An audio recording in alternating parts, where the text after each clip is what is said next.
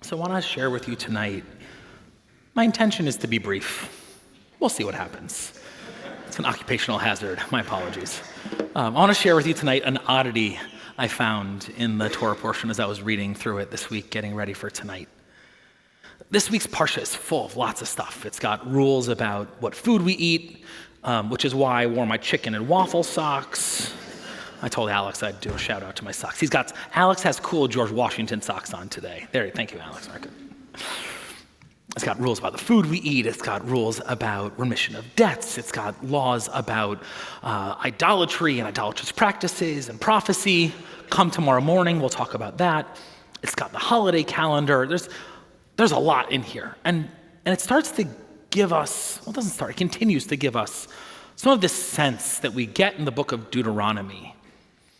Deuteronomy that has this moral and ethical vision of the kind of nation that we're going to become. It starts to give some foundation of who we're going to be as a people once we cross the Jordan and settle the land.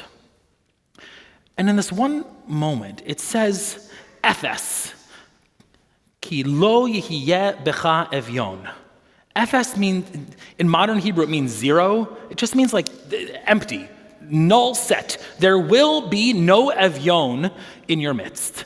And evyon means means poor one, but it's Hebrew, right? There are a few different words that mean poor.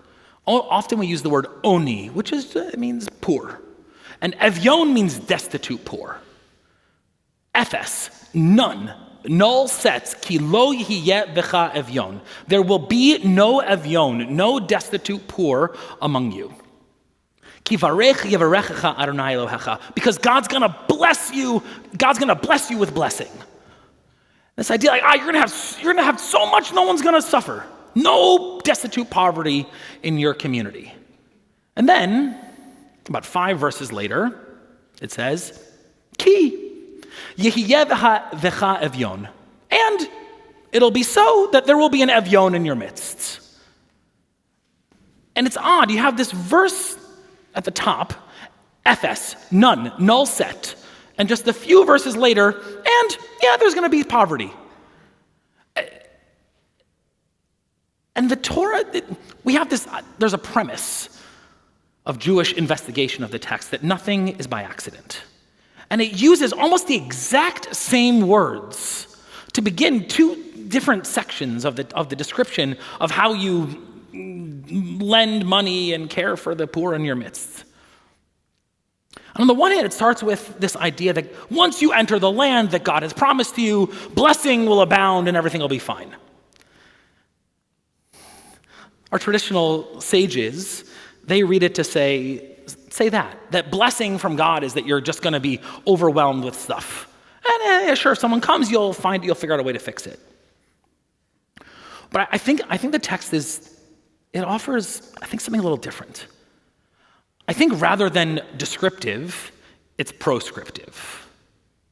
Ephes, the kind of community that you will be the community that ensures that there is no destitute poor among you.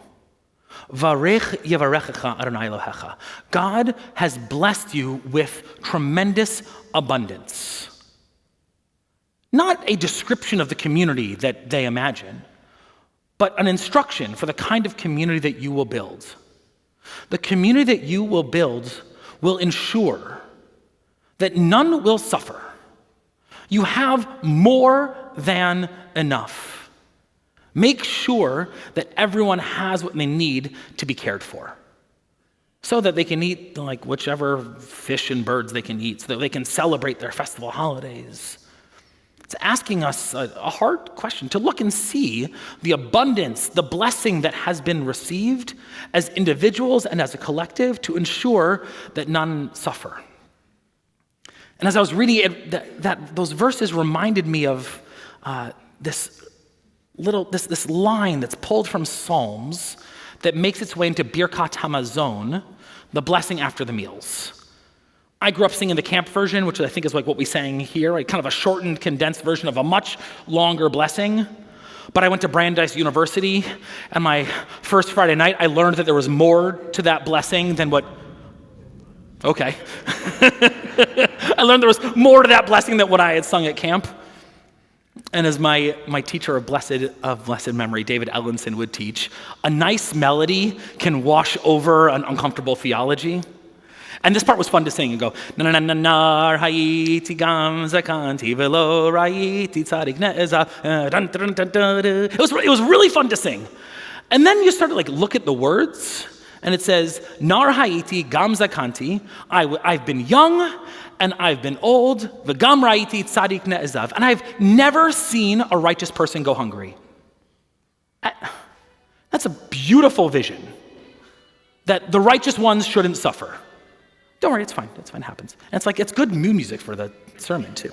Sometimes I always ask Alex, whatever I'm saying, just play under me, it's always good. Not right now, you're good. I've been young and I've been old and I've never seen a righteous person go hungry. We've seen it. We've seen the righteous suffer. And I was racking my brain all week. I don't remember where I learned it from. But I had a teacher who parsed it differently. I know Henry knows when I talk too long, he gets tired. Sorry, Henry. He said, I've been young and I've been old and I've never seen it. The righteous go hungry. It's a different way to hear the words as we're saying our gratitude for our food. Not I've been young and I've been old and the righteous never gone hungry. I've been young and I've been old and I never saw it. The righteous go hungry. Our tradition begs us to notice beyond ourselves. The ethos of Jewish community is communitarian. It's to see the blessing that we have, to notice our fellow in our midst, and ensure that all have what they need. There is more than enough. Let's make sure that the righteous never go hungry. Shabbat shalom.